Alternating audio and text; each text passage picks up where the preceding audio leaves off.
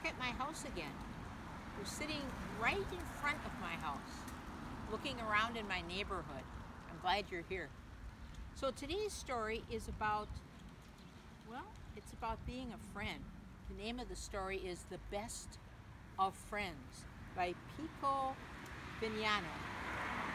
Now in this story, there are two animals who learn to be friends, and they do certain things to help each other in being a good friend to one another.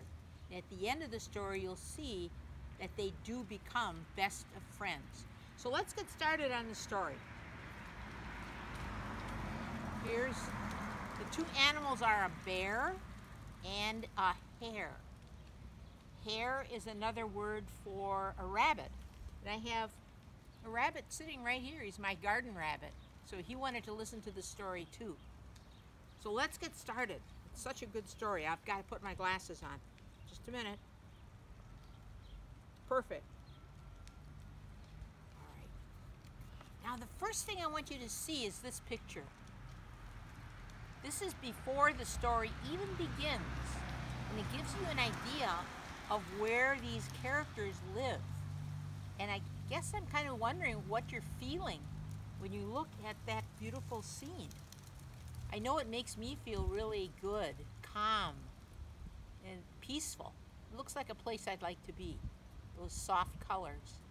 So let's get going into the story and see about these best of friends.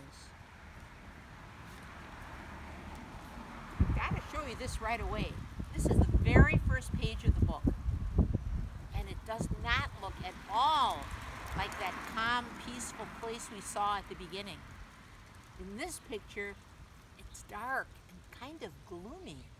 And we can see Hare looking down into the water. And I wonder if the way things look are going to change how he feels about things. So let's get started. Hare sat. He sat and stared at the water. It was a very dark day, and as he looked down into the water, he could feel himself changing from one thought to another. He looked and looked at himself and his reflection, and he began to wonder, who am I? What am I thinking about? I'm wondering who I am. He's thinking and thinking. Have you ever looked in the water in like at a lake or something and seen your reflection? Yeah, that's always kind of fun to do.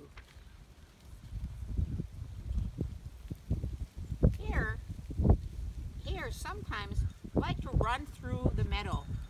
And sometimes when he did that, he would be racing with little animals.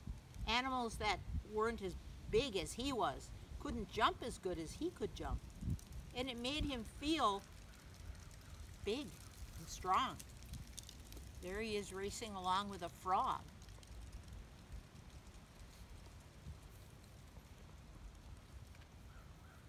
Then there were other times when he was out in the meadow that he would see very large animals, and they could do things that he couldn't do. And at those times he would sit under the tree and he thought, I feel kind of small. I feel a little bit weak. There he is with either a dog or a wolf. You can see him up there under the tree.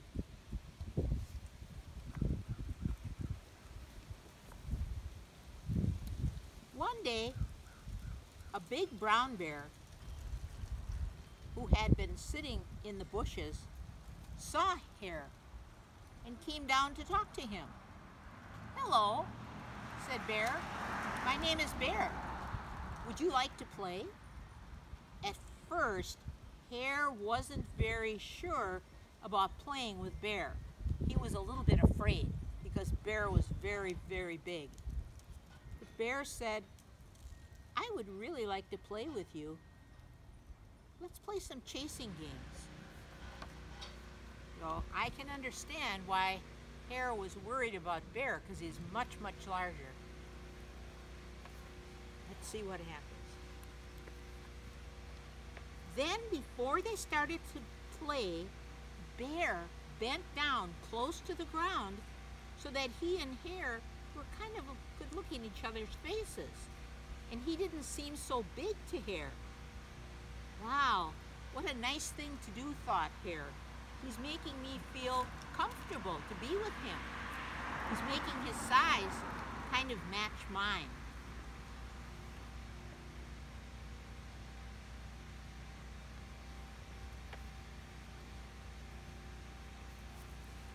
That day, they had so much fun.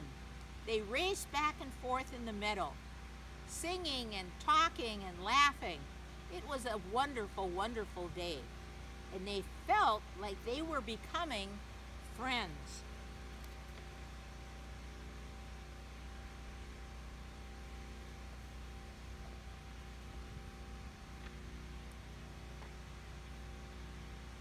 Toward the afternoon, they began to get hungry. And Hare said, I think I'm hungry. Bear said, I'm hungry too. And Bear said, I'm going to get us something really delicious to eat. I'll walk down to the lake and catch a fish with my big paws. Ooh, said Hare, I don't really think I'd like to eat a fish. How about having me get some berries, some blueberries, and we could have that. Well, said Bear, I like blueberries, but I'll get the fish too, and we can have those things together. You might even like to try the fish. Okay, said Hare, maybe I will. So here they are. They're talking it over, and they figure something out together.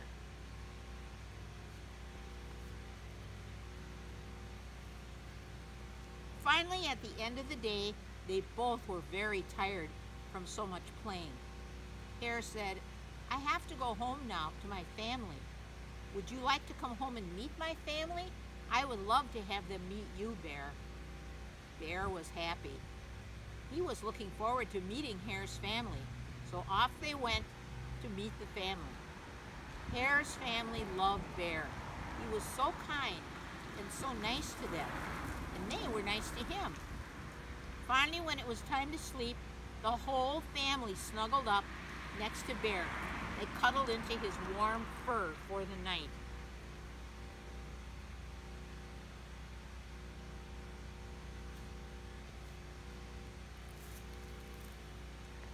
The next day, Hare and Bear played some more.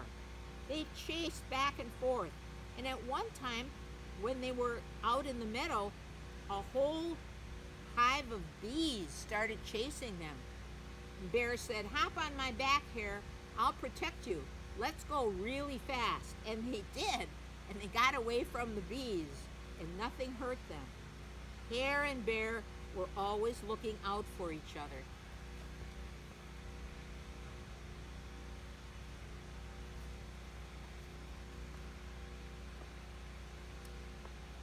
Many, many days went by that summer, with Hare and Bear, the two friends, playing every day. Finally, in the fall, Bear said, you know, Hare, soon I'll have to go into a den, a special place where I can hibernate. I wonder if you know what hibernating is. Some of you know. Hare said, what does that mean, hibernate? Bear said, I sleep off and on for the whole winter.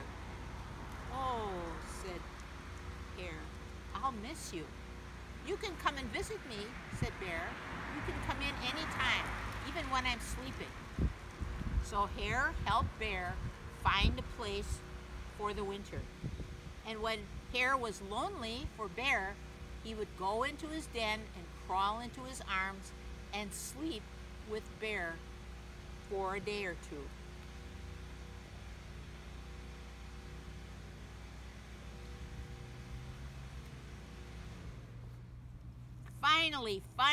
Finally, it was spring. Hare was so happy. Wake up, Bear, he said. It's time for you to come out. It's springtime. You're through hibernating. Bear woke up, stretched his arms, and came out. Oh, he was very weak because he hadn't done any exercise during the winter. Hare said, "Let's go up to the top of the mountain and look around." Bear said, "I'll try," and he started climbing the mountain after Hare. Hare could see that his friend was struggling to come up the mountain. It was hard work for him. His muscles weren't strong yet. But Hare knew how to help, and he said, "You can do it, Bear. You can do it." That was just enough to help Bear get up that hill.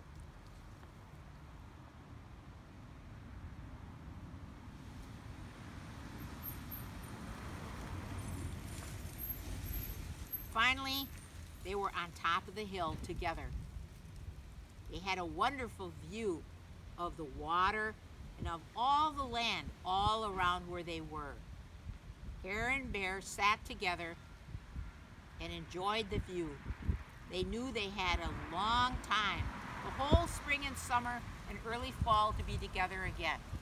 They had become the very best of friends, and they were looking forward to more time together. I think this is my favorite picture of Hare and Bear.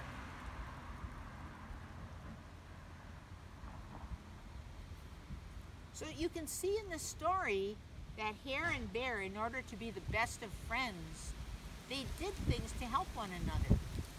Bear bent down so he was kind of the same size, so Hare didn't feel that he would hurt him. And of course, Bear never did hurt Hare.